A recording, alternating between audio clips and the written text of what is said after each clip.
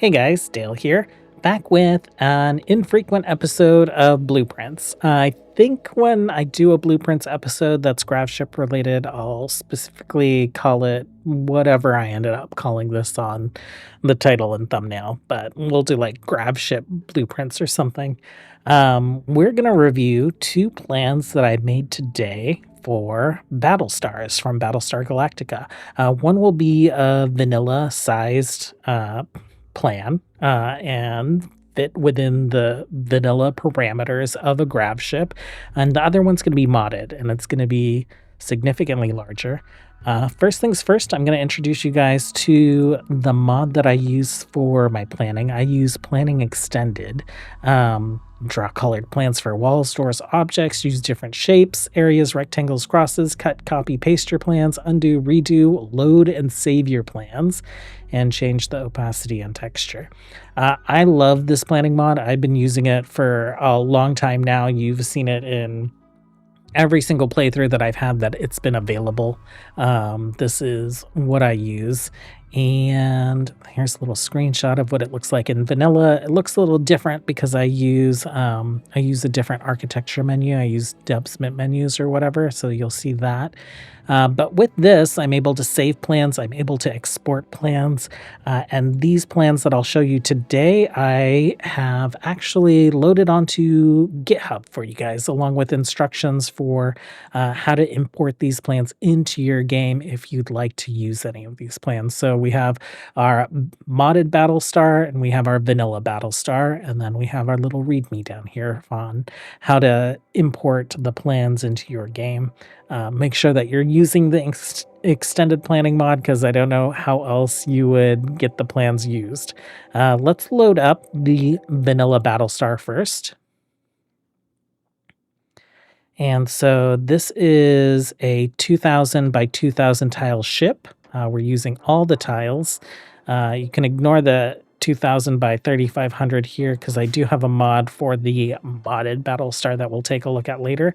But the ship, the extenders, they're all within like vanilla range and size. And this is what the plans look like. So you can see I always do like white for doors and walls. I usually do kind of like a shade of pink for furniture and furniture accessories. For special buildings, I use a green or a blue.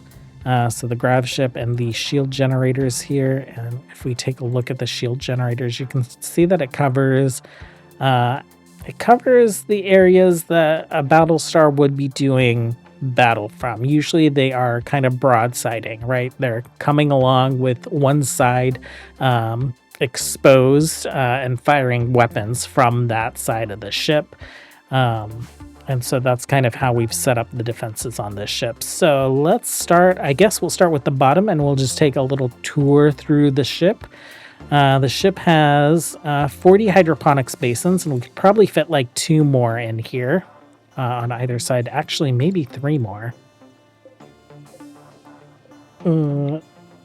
We can get part of one up here, but we can get a whole one down here. So 40 hydroponics basins. If they were planting and harvesting like immediately, and there were no problems like things that make colonists more hungry or whatever, this should be able to support like 20 pods with nutrient-based meals. So in the back of the ship, design-wise, these are massive engines on the Battlestar, typically. And so I've tried to keep them looking like massive engines. We've got all of our thrusters along the back here. We have ways to get out. I figure if we are doing our biofuel refining here, we probably want to be storing wood, and we want easy access to get out and get to trees or whatever it is that we're using. But to try and keep that shape, I have made the floor different and painted it a darker color in this area of the workshop, just so that you're reminded that these are the engines. This middle section is the workshop. Above the workshop, we have our freezer. We have a little stockpile for dead animals. Butcher table, we have an electric stove, and we have our nutrient paste. I don't usually do this cheesy thing, but there is an open door here, and if you face a couple coolers into an open door, it like deletes the heat. So if we are landed and we need to keep this frozen, these freezers are functional that way. I think you can do up to 3, but if you cover all 4 sides of the door, then I think things break down. So I've just done 2 here, and I've made sure to leave it open along at least one side. Above the freezer, we have our recreation and dining room. It's a vanilla-sized grab ship, so we're having to do some multi-purpose rooms here. Above that, we have our research facility. We have our grav engine and shields in here, a multi-analyzer. We have a shelf and some seating. Obviously, I haven't set up what these shelves are for, and they've just hauled all kinds of random junk there. But usually I'm pretty good about having specific designations for specific things. Above our laboratory, we have our barracks, and if we zoom in, I just want to grab all these beds. We have 18 beds, so we have enough hydroponics to feed everyone if the ship were fully staffed. We might not have enough hydroponics to feed everyone if we also had prisoners. So above the barracks, we have a prison. We have another way out of the ship, and I usually wouldn't put prisoners so close to a door that like just easily exits our base. But if we're landed and they're wandering out into the world, we probably have our turrets on, and so this is probably not a great place for them to make an escape. And if they decide to escape into space, that's probably not a great thing for them to do either. We have our hospital here. I do like having my hospital accessible to fields of battle. I would have liked it more centralized. I just couldn't find a place really for it without like cutting up these spaces into smaller, less usable spaces. We have our ideology room that leads into our bridge, and in our bridge, or above our bridge, we have a couple mortar shells. So it is unroofed here. If we're in space doing mortars, then this potentially is going to create some vacuum issues. So it might have been a better idea actually to put in vac seal barriers here. That way we can stand in mortar in space without exposing the whole bridge to the vacuum. So that is a change that I will make really quickly. Okay, better design for our bridge mortars. I'm not too keen on keeping mortars next to sensitive equipment, but it's a Battlestar. I feel like it needed mortars, and this was the only place that I could fit them in. In addition to our pilot console, I have a couple comms consoles up here for recreation and for them to actually use. I put some tables here and a television here just because when they're watching TV, I can role play that they are, doing things on the bridge instead of, just loitering.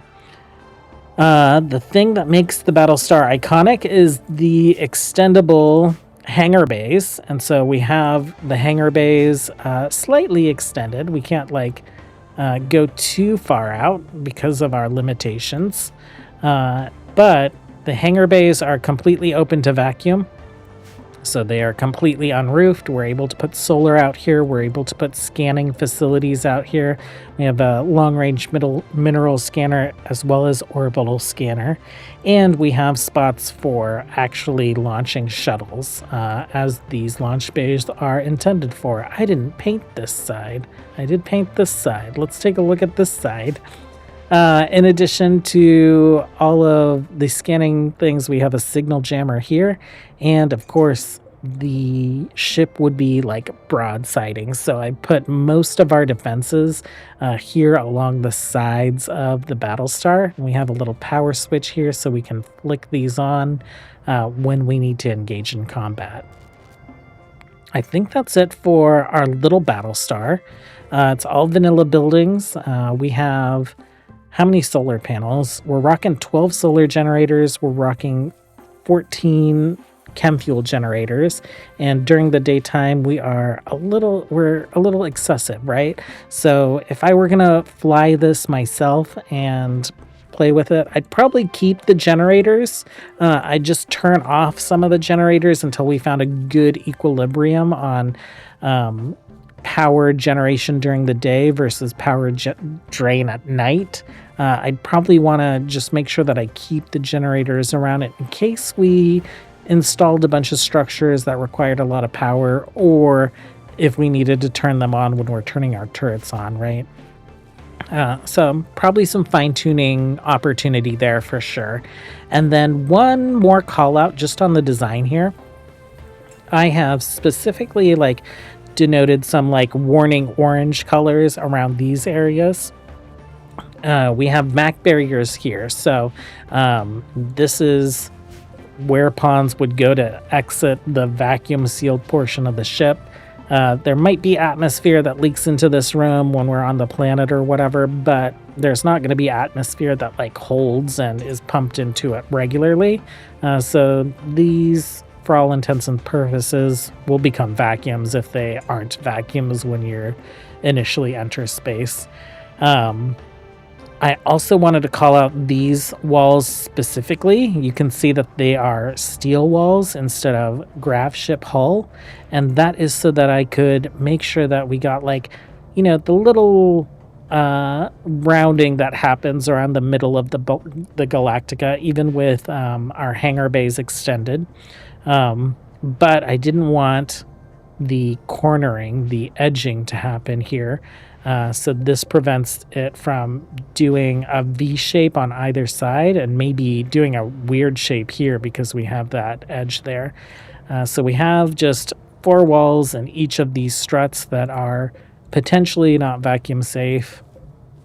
But I think they're at appropriate locations to make the design possible. And the fact that if they're walking through this, they're going to be walking into a vacuum unsafe area anyway. So before we load the modded version, I'll load the plans for the modded version so we can take a look at the plans side by side. So let's load Battlestar modded. And you can see it is significantly bigger. If we line up the side exits, we have a ship that is actually twice as big. So this is 2,000 cells. This is 4,000 cells. Let's load up that save and actually take a look at it. Obviously, if you're going to be playing with a modded ship that is significantly larger, you probably want to play on some larger maps. I know with the vanilla Gravship size, I know people have been struggling to find landing locations on the planet for them, and so with a much bigger ship, that struggle is probably going to increase. We'll turn these plans off. We'll do a quick tour here. For the most part, I have kept the layout pretty much the same. The biggest difference here is because we were able to build bigger, we're able to get like more detail. Like I think the front end of the ship looks a lot better. On the smaller ship, the front end is kind of like thick and stubby in ways that I am not particularly proud of, but it's what we could do with the size limitation that we had. Here, this feels like the front end of the Galactica. So back here, we just have 2 exits out the back, and it's from the crafting room, which has been segregated, I guess, from the hydroponics. And that is just to give it like more of an isolated like engine type feel back here. So these are those big engines. We are up to 84 hydroponics basins. So, you know, if you're just dealing with vanilla baseliners and everything is perfect from a harvesting and planting perspective, there's no illnesses that cause people to eat anymore. Potentially, we could maintain 44 ponds on nutrient paste with these guys. Just forward of the engines, we have 2 freezers. So instead of a big middle freezer, we have split freezers on the side. We have 2 electric butchering tables, which is probably unnecessary. And we also have 2 stoves in our kitchen if we do decide to cook meals. With the freezers moved to the side, we are able to make a bigger recreation and dining room. Kind of have like some galley seating here right next to the nutrient paste dispenser, and we've got our fuel optimizers hanging out here in the galley as well. So a little bit of industrial mixed in with their recreation area, but it is still very impressive. The first barracks that we come across has beds for 22 pawns. It is flanked on either side by just a really long hallway that goes pretty much the full length of the ship, basically from the rec room all the way to defensive structures up front. This hallway is flanked on either side by chem fuel tanks, and we'll take a look at the various pipe networks in this ship since it's modded. Above the first barracks is our bridge, and on the Battlestar there is a Dratus, and it's kind of like a circular structure, and there's usually some planning tables around it, and they're gathered around it, usually watching that Dratus, because that's where they're keeping track of combat, right? They're keeping track of their birds that are in the air, they're keeping track of the enemies, and so I wanted it to look like the grav engine was the Dratus for this ship. So I've given them some areas to sit, and again I've put a television here, so if multiple pawns are coming to watch TV, they'll potentially take up any of these seats. Oh, I missed a seat. We'll stick one right there. We have the smaller comms consoles, and then these seats are just facing some planning screens, but there isn't anything for them to do. They are within range of TV watching, so they could be used for that. Just a bit of RP when we can build a little bit bigger. We have our pilot consoles back here, and then forward the bridge, we have 2 bigger rooms, I would imagine for the commander and the first officer, and then forward of that is another barracks. This barracks contains, that's a prison bed, 18 beds. So 18 beds there, 40 beds total, plus our officer beds, 42 beds. And that is the limit of what these hydroponics could sustain. We do have a brig. We have more space in this brig, but we've utilized the space to look more like true to form to Galactica. I think this cell in particular, with like the bed in the middle, reminds me of like the cell that they put Sharon Valeri in. Boomer specifically. Did they put Athena in a cell? They probably did. I need to watch Battlestar Galactica again.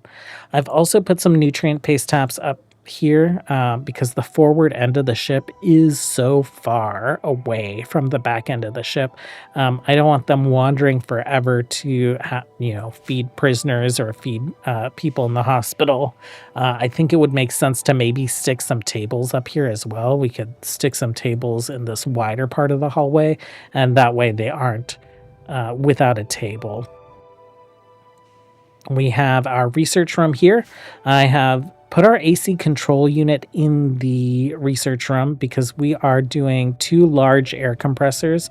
Total production 14, total consumption 13 AC units that we have in this base. Our ideology room is in a similar spot to the previous ship, and then up here we've kind of ramped up on the number of mortars. We've also added some forward-looking defenses. They are handicapped a little bit, like the autocannon turrets. There's walls here, so their view out to kind of the side is obscured. That being said, our uranium slug turrets, they have embrasures here, so they should have a decent view, but it's not perfect. I wanted to maintain the curve here, so that's kind of what we have to do until we get mods that let us build gravship embrasures with that logic. If we had gravship embrasures, then all of this would be embrasure. No ceiling here. And I did do the vac barrier for this guy, but I did not do it for these guys, so that's a change that I'll have to make. But I think the same reasoning. There are vac barriers here, so I think the idea is if you guys are going to be out here mortaring in space, just like put a spacesuit on. On the side, next to our side entrances, we do have some turrets, both sides. And then when we take a look at the hangar bays, I dig the hangar bays. I dig the actual Battlestar ships. So these are SRTS ships, and there is a module for Battlestar ships there. So we've placed a bunch of Mark 1s. The Mark 2s are available. The Mark 7s are available. And there is a Cylon Raider if you want to roleplay having captured one of those. So on either side, we have one Raptor, 5 Vipers. No, 6 Vipers. I can't count. And of course, we also have tons of defenses. So the Battlestar, like I said before, it's going to be broadsiding. It's going to be flying its side, facing the enemy that it wants to be firing at. So we've made sure to heavily arm the sides of the Battlestar. We are going to run into some like limitation here. This uranium slug turret is not going to have as good of a field of view as the rest of the turrets here. This slug turret, we have embrasures right there. So it's going to have pretty good angles, but this one's going to be blocked a little bit. That being said, the rest of these turrets are going to have similar angles to this turret, so pretty good coverage. This turret is also blocked here. We do have embrasures here, so it might be able to do some like target acquiring there. So it might not be as restricted as this one, and that's because I wanted to preserve these angles again. From a power perspective, we have 8 advanced solar generators. We have, I think, like 16 chem fuel generators. We have some huge banks of batteries, and then various pipe networks. So let's take a look at our pipe networks real quick. If we look at power, I've mostly kept the power grid internal to the ship, so I haven't like made an effort to like hit all these weird angles on the side. Most of it's just running up and down the center and then along the back of the sky.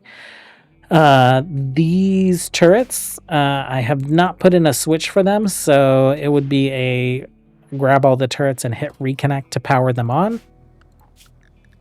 Pipe networks, we have hidden chem fuel pipes, mostly running up center of the ship. We also reach out into the hangar bays so that we can make sure that like when these Vipers are landing, when these Raptors are landing, the tip of them is hitting the pipe network, and so they can get refueled from the pipe network without pawns having to do that refueling.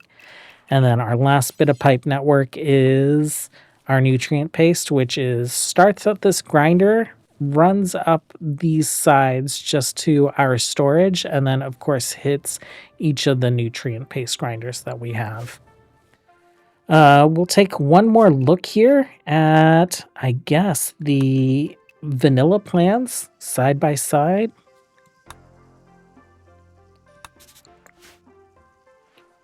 And that's what we have. So these plans, they are in the comments. There's a link to GitHub. It'll take you here.